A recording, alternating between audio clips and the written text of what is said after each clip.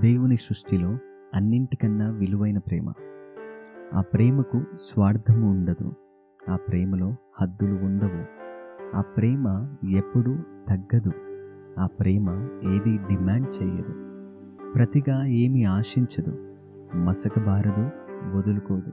ప్రపంచం నిన్ను మరచిన తల్లి మాత్రం మర్చిపోదు. ప్రపంచం నిద్రలోకి జారుకున్నా ఎక్కడో ఒక తల్లి మేల్కొనే ఉంటుంది. తన బిడ్డ జ్వరం వైపు చూస్తుంది. చీకటిలో ప్రార్థనలు చేస్తుంది. కనిపించని మంచి జరుగుతుందని గట్టిగా నమ్ముతుంది. మీరు ఆమె పేరును ముఖ్యాంశాలలో చూడలేరు. ఆమె త్యాగాలు చాలా అరుదుగా వార్తల్లోకి వస్తాయి. ఇది ఆమె కథ. ఎప్పుడు తిరిగి ఏమీ అడగని ప్రేమ కథ. తన మనసు విరిగినా నలిగినా ప్రతిసారి బలంగా నిలబడుతూ ఇంటిని కట్టే ప్రేమ అమ్మ.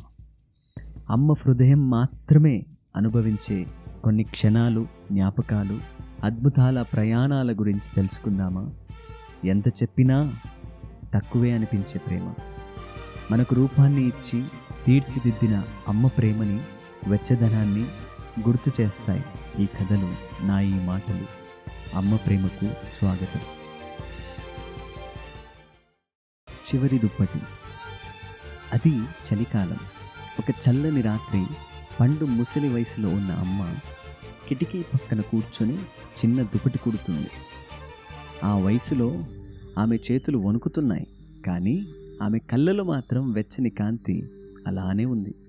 కొంచెం దూరంలో కూర్చున్న కొడుకు ఫోన్లో మునిగి ఈ ముసల్దానికి ఏం పని ఉండదు అని మనస్సులో అనుకుంటూ, "ఒసే అమ్మా, ఇవి కుడుతూ ఎందుకు శ్రమ పడతావు? టైం వేస్ట్ పనులు ఎందుకు చేస్తావు? నేను సంపాదిస్తున్నాగా, కొత్త దుప్పట్లు కొంటాలే, పోయి పడుకో" అని అన్నాడు. అమ్మ నెమ్మదిగా నవ్వుతూ, "నాకు తెలుసురా, నువ్వు కొంటావు. ఇది నీ కోసం కాదు, నీ బిడ్డ కోసం, నా మనవడి కోసం. వాడికి కూడా తెలియాలి కదరా నీవు పొందిన వెచ్చదనం, ఎంత ప్రేమతో ఈ వెచ్చదనాన్ని వాడు పొందాడో, ఈ వెచ్చదనం వాడిని ఏం చేస్తుందో వాడు తెలుసుకోవాలి కదా. రేపు నేను లేకపోయినా వాడి దగ్గర నా జ్ఞాపకం ఉంటుంది." ఆ క్షణంలో కొడుకు కళ్ళ ముందు అమ్మ చేతుల జ్ఞాపకాలు గుర్తుకొచ్చాయి. అవే చేతులే కదా నా కన్నీళ్లు తుడిచినవి. అవే చేతులే కదా నాకు భోజనం సిద్ధం చేసినవి.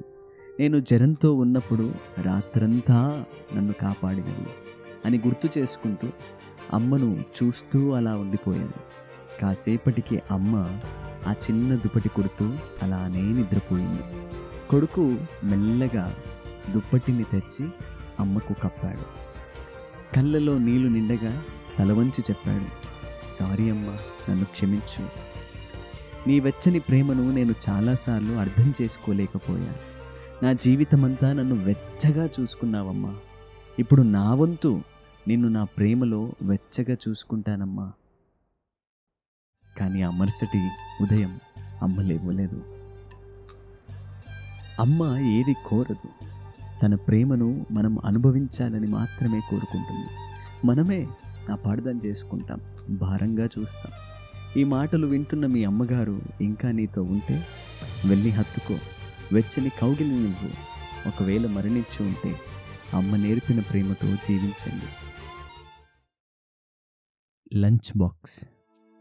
తల్లి ప్రేమ నిజంగా అర్థమయ్యేది మనం ఆ స్థానానికి వచ్చినప్పుడే, తల్లిగా మారినప్పుడే. ఒక చిన్న పిల్లవాడు ప్రతిరోజు ఒక స్టీల్ లంచ్ బాక్స్తో స్కూల్కి వెళ్ళేవాడు. మనలో చాలామంది కూడా అలాంటి ఒక లంచ్ బాక్స్తో స్కూల్కి వెళ్ళేవాళ్ళం. అయితే ఆ స్టీల్ లంచ్ బాక్స్ కొంచెం తుప్పు పట్టింది, కొంచెం వంగిపోయింది, కొన్ని సొట్టలు ఉన్నాయి. కానీ ప్రతిరోజు అందులో వేడి వేడిగా చపాతీలు, మామిడికాయ పచ్చడి ఉండేది. స్నేహితులు ఎగతాళి చేసేవారు, "అరే, మా అమ్మలు బేకరీ ఫుడ్ పెడతారు, రోజుకో వెరైటీ చేస్తారు, నీది ఎప్పుడు అదే చపాతీ పచ్చడేనా?" ఒకరోజు ఆ చిన్నోడు బాధతో, చిరాకుతో, కోపంతో ఇంటికొచ్చాడు. గట్టిగా, "అమ్మా, నువ్వు కూడా మంచి ఫుడ్ ఎందుకు చేయలేవు?" అన్నాడు. అమ్మ హృదయం ముక్కలైనా నెమ్మదిగా నవ్వుతూ చెప్పింది, "సరే బిడ్డా, రేపు మంచి ఫుడ్ చేస్తాను." తర్వాతి రోజు చూస్తే అదే చపాతీలు, అదే ఊరగాయ. అమ్మపై కోపం వచ్చింది. ముక్కు ముడుచుకొని తినలేదు. అలా సంవత్సరాలు గడిచిపోయాయి. ఆ చిన్నోడు పెద్దవాడయ్యాడు, సిటీకి వెళ్ళాడు, జీవితం మార్చుకున్నాడు. చాలా సంవత్సరాల తర్వాత ఒకరోజు పాత ఇంటిని శుభ్రం చేస్తున్నప్పుడు అదే పాత లంచ్ బాక్స్ కనిపించింది. తన చిన్నతనం గుర్తొచ్చింది. ఆ బాక్స్ని తెరిచాడు. కాలంతో మసకబారిన ఒక చిట్టి పసుపు రంగులో కనిపించింది. ఏంటా అని చూస్తే అమ్మ చేతి రాతతో రాసి ఉంది, నువ్వు అందరిలా మంచి భోజనం కోరుకుంటున్నావు అని నాకు తెలుసు నాన్న. నేను ఎప్పుడూ నీకు ద బెస్ట్ ఇవ్వాలి అనే కోరుకున్నానురా. కానీ ప్రతి ఉదయం నేను కొనగలిగినంత పిండితో నీకు వేడివేడి చపాతీలు చేసి నేను తినకుండా వెళ్ళేదాన్ని. ఎందుకంటే ఆ పిండితో నీ కడుపు మాత్రమే నింపగలనురా, నీ కడుపు మాత్రమే నింపగలను.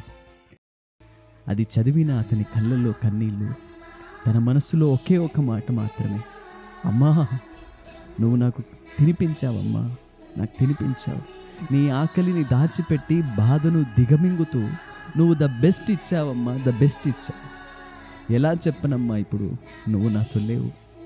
I love you, I miss you అమ్మా, ఐ మిస్ యూ. నిజమే కదా, తల్లి ప్రేమ బహుమతులతో లేదా గొప్ప మాటలతో కొలవలేము. అమ్మ ప్రేమ ఎవరికీ కనిపించని నిశ్శబ్ద త్యాగాల్లో ఉంటుంది. తన ఆకలిలో, మన కోసం నిద్రించని రాత్రుల్లో, ఎప్పటికీ మనం వినని తన ప్రార్థనలలో ఉంటుంది. మన హృదయాలు నేర్చుకునే మొదటి భాష తల్లి ప్రేమ. అనువాదం అవసరం లేని ఏకైక భాష. మీకు సాధ్యమైతే ఈరోజే, ఇప్పుడే అమ్మకు చెప్పండి, ఎప్పటికీ వదులుకోకుండా నీవు నాకిచ్చిన నీ ప్రేమకు, నీ త్యాగానికి, నీ వెచ్చదనానికి, నాకు ఇచ్చిన ఈ బలానికి, ఈ జీవితానికి థ్యాంక్స్ అమ్మా. నీవు నాకు దేవుడిచ్చిన గొప్ప ప్రేమవి. ఐ లవ్ యూ అమ్మా. మీరు చివరి వరకు విన్నారు అంటే ఈ కథ మీ మనస్సును తాకింది. నెక్స్ట్ ఎపిసోడ్లో మళ్ళీ కలుద్దాం. అంతవరకు మీ ప్రియమైన వారిని గుర్తించండి, వారికి దగ్గరగా ఉండండి. తల్లి ప్రేమ ఎప్పటికీ అంతం కాదు, అది మీలోనే నివసిస్తుంది.